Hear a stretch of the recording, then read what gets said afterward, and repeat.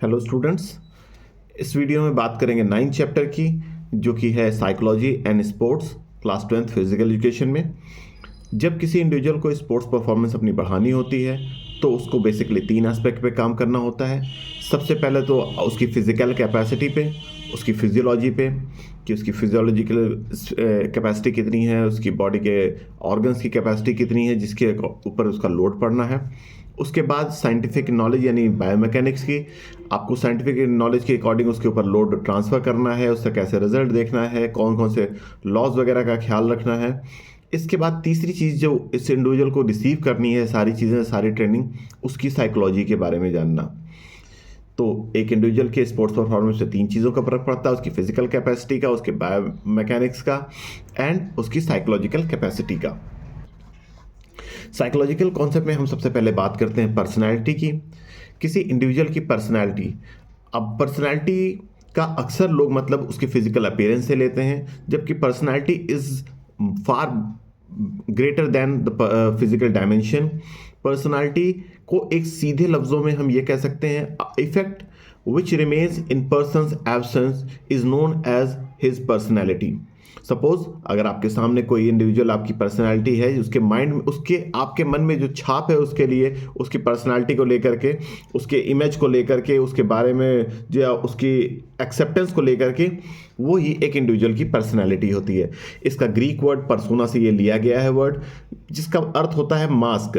अक्सर पर्सनैलिटी एक मास्क, एक इंडिविजुअल की जो एक क्वालिटीज़ हैं जिसको वो अब बाहर की तरफ दिखा के रखता है, वही उसकी पर्सनैलिटी जानी जाती है, वही पर्सनैलिटी सामने वाले के परसेप्शन में होती है। इसके डायमेंशंस अगर पर्सनैलिटी के देखे जाएं तो सबसे पहले इसका फिजिकल डायमेंशन में आप बात करेंगे कि उस इंसान का रंग, रूप, हाइट, एक इमेज, एक जो फिजिकल इमेज आपके सामने किसी इंडिविजुअल की आती है, किसी की पर्सनैलिटी, तो फिजिकल डायमेंशन में हमेशा किसी की एक फिगर, एक आकार के रूप में हमारे सामने होगी। उस आकार का इम्पैक्ट हमारे उस पर, उस फिजिकल डायमेंशन का इम्पैक्ट कितना पड़ता है पर्सनालिटी के ऊपर, इसलिए सबसे पहले उसके अकॉर्डिंग हम जज करते हैं किसी पर्सनालिटी को। फिर उसके बाद उसकी मेंटल डायमेंशन के हिसाब से उसकी नॉलेज कितनी वास्ट है, उसके पास आपकी प्रॉब्लम्स के लिए सॉल्यूशंस है या नहीं है, या आप उससे जब इंटरेक्ट करते हैं तो उसकी जो नॉलेज है वो आपके ऊपर कैसा इम्पैक्ट डालती है, उसके मेंटल डायमेंशन के अकॉर्डिंग। फिर उसके सोशल डायमेंशन के अकॉर्डिंग भी उसका एक इम्पैक्ट पड़ता है उसकी पर्सनालिटी का। वो पर्सन जिससे आप पर्सनालिटी आप देख रहे हैं, जिसकी पर्सनालिटी से आप इम्प्रेस हैं, या जिसकी पर्सनालिटी को आप अपने लिए आइडल मानते हैं, उसका सोशल स्टेटस क्या है, उसकी सोशली कितनी इसकी गैदरिंग है, या उसको आसपास लोग कंपनी में कैसा फील करते हैं, उसकी सोशल डायमेंशन के अकॉर्डिंग आप उसकी पर्सनालिटी जज कर सकते हैं। इसके बाद लास्ट है उसकी इमोशनल डायमेंशन के ऊपर, कि उसको अपने एंगर्स को कंट्रोल करना कितना आता है, उसको अपनी खुशी को कंट्रोल करना कितना, वो अपने इमोशनल को कितना बैलेंस रखता है, या अपने इमोशंस के ऊपर अपनी पर्सनालिटी को दबने देता है, या इमोशंस के ऊपर इमोशंस उसकी पर्सनालिटी को और निखारते हैं या उसकी पर्सनालिटी को और दबाते हैं। तो इन 4 डायमेंशंस पे आप किसी की पर्सनालिटी को मेजर कर सकते हैं। सबसे पहले फिजिकल डायमेंशन, फिर उसके मेंटल डायमेंशन, फिर उसके सोशल डायमेंशन एंड लास्ट उसकी इमोशनल डायमेंशन पे। ये पर्सनालिटी के डायमेंशंस हो गए। अब इस पर्सनालिटी के डायमेंशंस के बाद हम करेंगे बात कितनी तरह की पर्सनालिटीज़ के बारे में हम जानते हैं। आमतौर पर क्लासिफाई करने पे लोगों को, इंडिविजुअल्स को 4 तरह की पर्सनालिटी में डाला जाता है, जिसमें टाइप ए पर्सनालिटी होती है, जो कि एक बहुत कॉम्पिटिटिव पर्सनालिटी होती है। ये हमेशा कंपटीशन में बिलीव रखते हैं, हर समय अपने लिए नए नए स्टैंडर्ड सेट करते हैं, हमेशा क्लॉक से एक इनकी फाइट होती है, हमेशा समय पे सारा काम करना पसंद करते हैं, इम्पेशेंट होते हैं, थोड़ा डिलेज पसंद नहीं करते हैं, ये जल्दी गुस्सा करने हैं, इनको जल्दी भड़काया जा सकता है, इनको जल्दी गुस्सा कराया जा सकता है, इनके अंदर एग्रेशन थोड़ा सा होता है, और ऐसे लोग हार्ट डिजीज़ के लिए बहुत ज़्यादा सूटेबल कैंडिडेट्स होते हैं, क्योंकि ये सक्सेसफुल होते हैं क्योंकि अपने हार्डवर्क की वजह से, अपने कंपटीशन की वजह से, कॉम्पिटिटिव स्किल्स की वजह से। बट सक्सेस के साथ साथ इनके अंदर एक डर बना रहता है, जो कि इनकी पर्सनालिटी को ज़्यादा निखरने नहीं देता। इसके बाद आती है type B personality. Type B के पर्सनालिटी क्या होती है, थोड़े काम होते हैं, थोड़े कॉम्पिटिटिव होते हैं, हल्का, बहुत ज़्यादा कॉम्पिटिटिव नहीं होते नेचर में, थोड़ा कंपटीशन, हल्का फुल्का कंपटीशन भी एक्सेप्ट करते हैं, हल्का फुल्का फ्रीली मूव भी करते हैं। ये जल्दी गुस्सा नहीं करते, ज़्यादा हॉस्टाइल नहीं होते हैं, इजी गोइंग होते हैं, पेशेंट होते हैं, सब्र वाले होते हैं। इनको आप स्ट्रेस नहीं दे सकते, जल्दी स्ट्रेस फील नहीं करते हैं। ये अपनी लाइफ में बहुत ज़्यादा सेटिस्फाइड होते हैं। ऐसे लोग ज़्यादातर लाइफ में बहुत सक्सेसफुल होते हैं, क्योंकि उनके लाइफ में सक्सेस जो होती है वो उनको कंपटीशन से नहीं मिलती है, वो अपने इनर पीस पे ज़्यादा फोकस करते हैं। ये टाइप बी पर्सनालिटी होती है। टाइप सी के इंडिविजुअल्स जो होते हैं, ये को कहा जाता है कि प्लीजिंग और अपेजिंग नेचर के होते हैं, जो हमेशा लोगों को खुश करने की कोशिश करते रहते हैं, अपने गुस्से को दबाते हैं, हमेशा चेहरे पे मुस्कान रखे रहते हैं, अपने इमोशंस को दबाते हैं, अपना इमोशंस शो नहीं करते, अकेलापन फील करते हैं, बहुत अर्ली एजेस से फील करने लगते हैं इस अकेलेपन को, लेकिन इस अकेलेपन को छिपा कर रखते हैं, किसी के सामने जाहिर नहीं करते। ऐसे लोगों को भी कैंसर के रिस्क ज़्यादा होते हैं। ये अपनी नीड्स को डिनाई नहीं कर पाते हैं, लेकिन उनको बहुत ज़्यादा एक्सप्रेस भी नहीं कर पाते हैं। ये टाइप सी के कैंडिडेट्स हैं, जो कि अपनी पर्सनालिटी को छिपा कर रखना चाहते हैं। इसके बाद होते हैं टाइप डी पर्सनालिटी, जो सबसे डेंजरस है, या कहा जाए इस तरह के इंडिविजुअल्स ज़्यादा डिस्टर्ब होते हैं। ये बहुत ज़्यादा डिप्रेस होते हैं, बहुत ज़्यादा स्ट्रेस में रहते हैं। ये अपनी एक इनर शेल के अंदर रहते हैं, अपने आप को ना एक्सप्रेस करते हैं, ना खुश दिखते हैं, ना उदास दिखते हैं, बस अपने आप में खोए रहते हैं, अपने शेयर्स नहीं करते किसी से इमोशंस। ये हाई बीपी के शिकार होते हैं जल्दी। ये बहुत पुअर लाइफ में जीते हैं, इनके साथ दिक्कतें बहुत ज़्यादा होती हैं। ये हमेशा हर चीज़ से डिसएग्री करते हैं, अपनी हर पोजीशन को डिनाई करते हैं, हर चीज़ के लिए कसूरवार दूसरों को मानते हैं और अपने शेल के अंदर रहते हैं। तो आपको 4 तरह की पर्सनालिटीज़ के बारे में पता चल गया। आमतौर पर इंडिविजुअल इन्हीं 4 में से किसी एक पर्सनालिटी के होते हैं। इनको इनकी ट्रेड्स के आधार पर 3 भागों में जंग ने बांटा हुआ था, जिसको कहा जाता है, इनकी क्लासिफिकेशन एक और तरीके से भी करी जाती है। टाइप 4 आप जान गए, लेकिन यहाँ पे सिर्फ 3 पार्ट में डिवाइड करते हैं। एक होते हैं इंट्रोवर्ट, जो अपने अंदर रहते हैं, इंटरनल अपनी चीज़ें शेयर नहीं करते, अपने इमोशंस शेयर नहीं करते, इंट्रोवर्ट होते हैं। ये कैरेक्टरिस्टिक्स के लोग सेल्फ सेंटर्ड होते हैं, जल्दी इजीली एडजस्ट नहीं होते सोसाइटी में, और बहुत ज़्यादा सोशल भी नहीं होते हैं। इसके बाद होते हैं एक्सट्रोवर्ट, जो हर जगह अपने आप को एक्सप्रेस करना जानते हैं, हर माहौल में ढल जाते हैं, हर तरह के अपना एक कंपनी ढूंढ लेते हैं, किसी भी माहौल, किसी भी सिचुएशन में एडजस्ट हो जाते हैं, अपने इमोशंस खुल के जाहिर करते हैं, खुल के हंसते हैं, खुल के गुस्सा करते हैं। ये अपनी किसी चीज़ों को छिपा के नहीं रखते, ये एक्सट्रोवर्ट होते हैं। तीसरी सबसे ज़्यादा जो जनसंख्या है वो एम्बिवर्ट की है, जो मिक्सचर होते हैं इंट्रोवर्ट और एक्सट्रोवर्ट का। इन्हें अपनी कंपनी जहाँ मिलती है वहाँ पे एक्सट्रोवर्ट हो जाते हैं, जहाँ इन्हें कंपनी नहीं मिलती है, जहाँ इन्हें अपने तरह के लोग नहीं मिलते, वहाँ ये इंट्रोवर्ट फील करते हैं। ये दोनों तरह की सिचुएशन में ईजी गोइंग होते हैं, हर तरह की सिचुएशन में मूव कर लेते हैं, सक्सेस भी होती है, अच्छे वर्कर होते हैं। ये थर्ड क्वालिटी के लोग ज़्यादातर पाए जाते हैं। एम्बिवर्ट, ये थर्ड क्वालिटी है। इंट्रोवर्ट एंड एक्सट्रोवर्ट 3 क्वालिटी है। पर्सनालिटी की क्लासिफिकेशन के हिसाब से 4 बांटा गया है।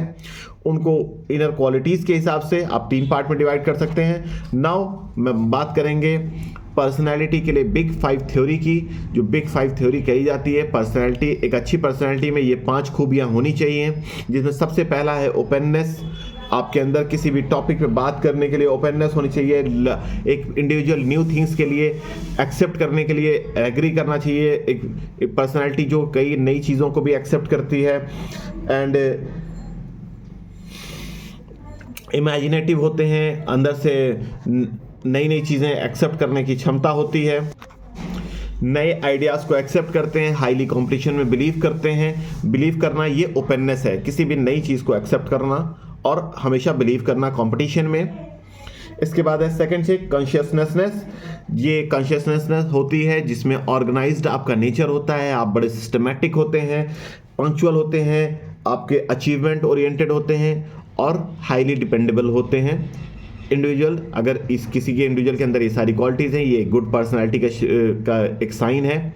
कि उसके अंदर ओपननेस होगी, कॉन्शियसनेस होगी।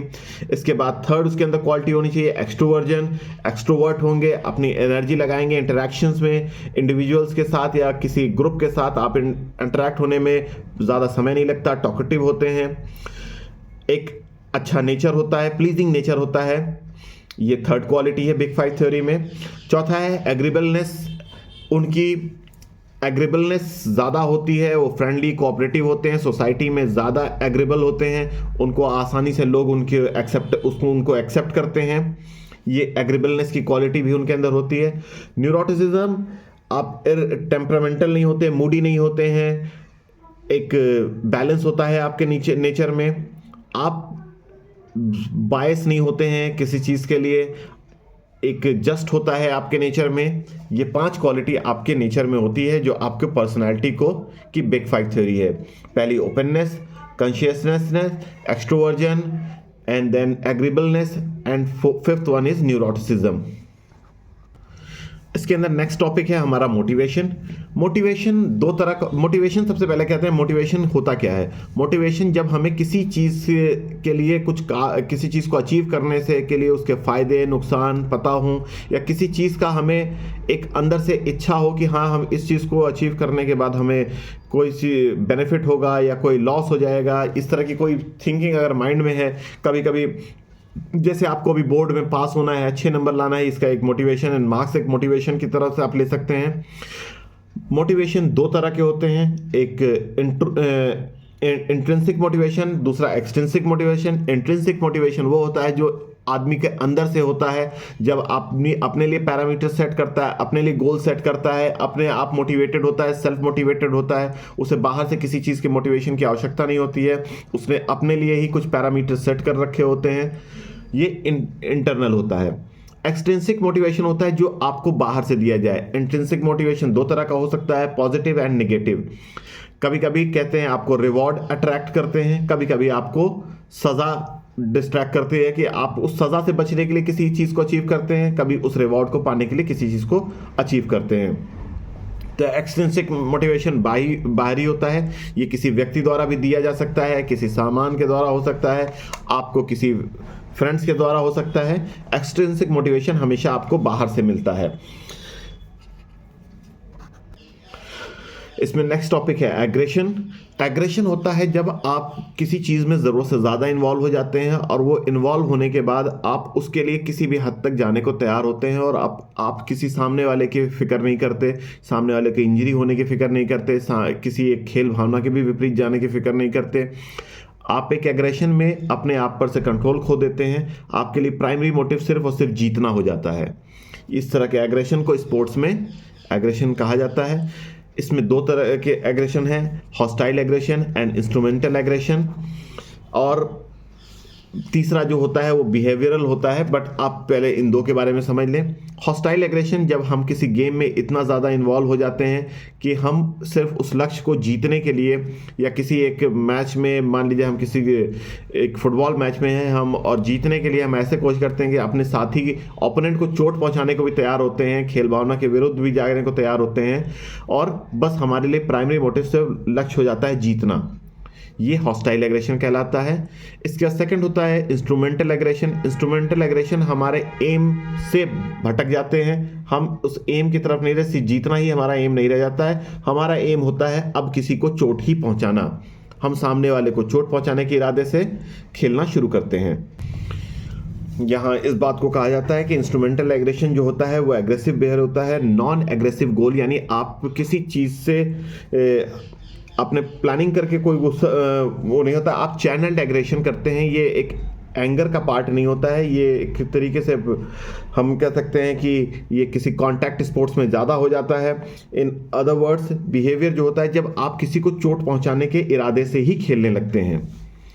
और उसके बाद उसके अचीवमेंट में हो सकता है बहुत सारी चीज़ें हो सकती हैं। आपके लिए गोल जब बदल जाते हैं, गोल जब कुछ और हो जाता है, तो आपको इंस्ट्रूमेंटल एग्रेशन की तरफ आप लीड करें। तीसरा इसमें असर्टिव बिहेवियर है, जिसमें असर्टिव बिहेवियर कहते हैं जैसे कि आप किसी को हर्ट नहीं करते किसी को, लेकिन आप वर्बली किसी को बार बार प्रोवोक करते हैं अपने गोल को अचीव करने के लिए। वर्बली आप किसी को प्रोवोक करते हैं ताकि वो अपना फुल स्ट्रेंथ से खेल नहीं पाए या को अपने फुल परफॉर्मेंस नहीं दे पाए। इस तरह के बिहेवियर को असर्टिव बिहेवियर कहा जाता है।